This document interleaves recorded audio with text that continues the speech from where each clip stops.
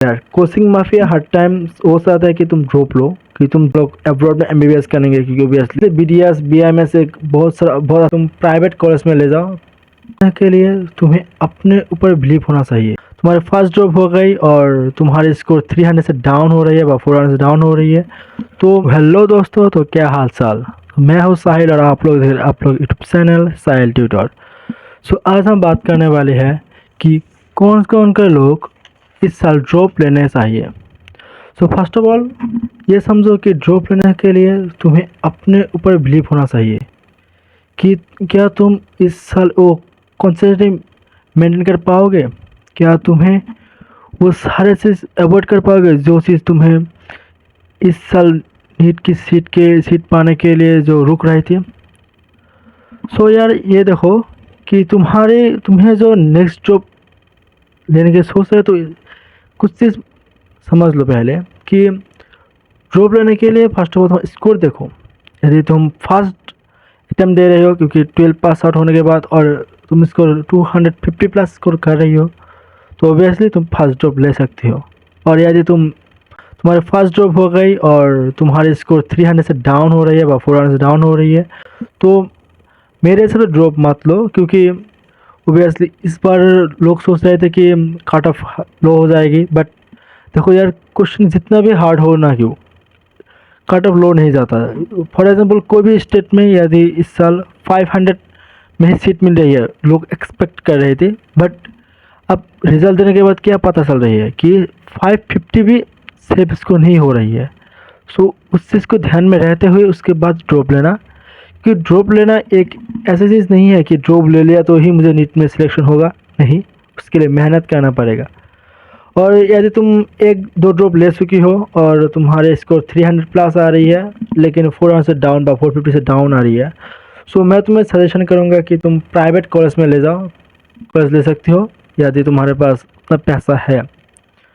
अब कौन लोग प्राइवेट में एमबीबीएस कर सकती है। सो जिस लोगों का फैमिली में इतना पैसा है कि तुम्हें प्राइवेट एमबीबीएस करने के लिए तुम्हारे फैमिली को लोन नहीं लेना पड़ेगा। यदि तुम लोन लेके एमबीबीएस पढ़ रही हो तो मत पढ़ो, कोशिश मत करो, क्योंकि यदि तुम प्राइवेट में एमबीबीएस पढ़ने के लोन ले रही हो तो तुम्हें एमडी भी करना पड़ेगा, और एमबीबीएस करने से ही तुम्हें लाइफ में सक्सेस नहीं मिल सकती।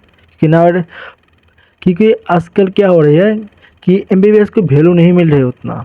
ऐसे 10 साल पहले मिल रहा था, लेकिन अभी नहीं, अभी तुम्हें क्या एमडी करना ही पड़ेगा। सो वो चीज़ कर सकते हो। और चाहे तुम्हें साल एक सेकंड ड्रॉप या थर्ड ड्रॉप में हो और तुम्हें बी डी एस है, बी एम एस व बी एस एम एस ये सब मिल रही है, सो तुम definitely M B B S छोड़ के ये सब स्कोप ले सकते हो। क्योंकि अब देखो बी डी एस के बहुत सारे स्कोप है। अब ज़्यादातर लोग क्या अपने फेशियल स्ट्रक्चर पर ज़्यादा ध्यान दे रही है, क्योंकि हर किसी को खूबसूरत होना चाहिए चाहता है। So obviously B D S B M S एक बहुत अच्छा ऑप्शन है। तुम ये कर पा रही हो तो करो, अच्छा चीज़ है। यदि गवर्नमेंट में मिल रही है तो अच्छा, छोड़ मत देना। ये छोड़ देंगे तो नेक्स्ट ईयर इससे भी ज़्यादा कट ऑफ जाएगी। इस साल यदि तुम्हारे स्टेट में 550 कट ऑफ जाएगा तो नेक्स्ट ईयर ये समझ लेना कि 630 प्लस को करने से भी सीट मिल सकती है, उसके बाद नहीं मिलेगा। क्योंकि जो बंदा अब इस साल इतना हाई फिजिक्स कितना हार्ड गया, केमिस्ट्री कितना हार्ड गया, उसके बाद भी जो 530 व 520 करके सीट नहीं मिलेगा, वो तो चुप नहीं बैठेगा, वो नेक्स्ट ईयर भी उतना ही मेहनत करेगा। और तुम्हें ये समझ लो कि यार तुम्हारा सेकंड ड्रॉप थर्ड ड्रॉप है तो उम्र भी बढ़ रही है, सो 3 साल चले गए, उसमें बी डी एस मिले या बी एम एस मिले तो वो सब कर लो, वो बहुत अच्छा ऑप्शन होता है। और जो लोग समझ रहे हो कि हम लोग अब्रॉड में एमबीबीएस करेंगे, क्योंकि ऑब्वियसली उसमें पैसा बहुत ही कम लगता है। अब इंडिया में करोगे तो 1 करोड़ के आसपास चला जाएगा, बट और तुम अब्रॉड में करोगे तो रशिया है, ऐसे बांग्लादेश है, ऐसे कंट्री में या 45-50 लाख, रशिया में तो 20 लाख में भी हो रही है अभी तक। सो बट वो चीज़ ये समझो कि अब्रॉड में बेस करने के लिए तुम्हें 6 साल लग जाएगा, क्योंकि 5 साल कोर्स होते हैं और 1 साल इंटर्नशिप जो वहीं पर करना पड़ता है। उसके बाद आने के बाद एफ जी जो एग्ज़ाम है, जो तुम्हें इंडिया में प्रैक्टिस करने के लिए जो एग्ज़ाम देना पड़ता है, सो वो एग्ज़ाम की इतना हार्ड हो रही है अभी तक। लास्ट इस साल जो एग्ज़ाम हुआ, सो उसमें लगभग 12% लोग ही पास आउट हो पाए और बाकी सब फेल। सो तुम्हें उसमें भी 1-2 साल लग जा सकती है। सो देखो यार, उसके बाद तुम्हें इंडिया में आके भी 1 साल और इंटर्नशिप करना पड़ेगा, मतलब एमबीबीएस करोगे तो 7 साल की, और तुम्हारे जो इंडिया में पढ़ रही है वो लोग उस 7 साल में एमडी भी कर लेगा। सो वो सिर्फ ध्यान से रहना, ध्यान रहने के बाद ही तुम अपना डिसीजन लेना चाहिए। और यदि तुम अदर करियर भी बहुत अच्छा है, यदि तुम थर्ड अटैम्प्ट हो रहे इस साल और थर्ड अटैम्प्ट देने के बाद तुम 450 प्लस 500 प्लस को नहीं कर पा रही हो, सो मैं तुम्हें यही सजेशन दूंगा कि तुम अदर ऑप्शन के लिए जाओ। रेडियोग्राफ है, ऑप्टोमेट्री है, ऐसे बहुत से स्कोप है, क्योंकि हॉस्पिटल में सिर्फ डॉक्टर ही नहीं चलती, उसके सारे सबको ही ज़रूरत होता है।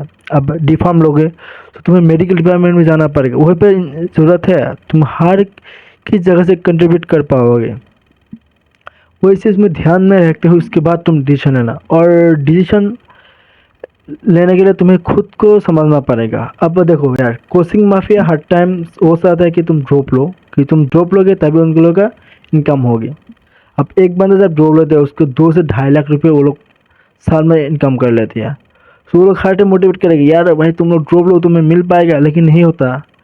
इस साल 22 लाख लोग नीट के लिए प्रिपरेशन किया, बट उसकी सीट कितना है 55,000 टू 60,000, और प्राइवेट मिला के 1 लाख इतना ही है ना, और बाकी 21 लाख से रिटर्न यही लूप में आ जाएगा ना। सो लूप में मत पड़ो यार, किसी के ऐसे मत लो कि पेरेंट्स बोल रही है तो ही पेरेंट्स के लिए ही मुझे नीट क्लियर करना है, यार जो तुम मेरे साथ वाले नीट क्लियर किया लिया तो मुझे भी करना पड़ेगा। नहीं, तुम्हें खुद को समझो कि तुम कौन सी इसमें खुश रहोगे, क्योंकि ये चीज़ में देखो यार, मेडिकल में जाना ऐसा चीज़ है कि तुम्हें पर डे 8 घंटे तक ड्यूटी करना पड़ेगा।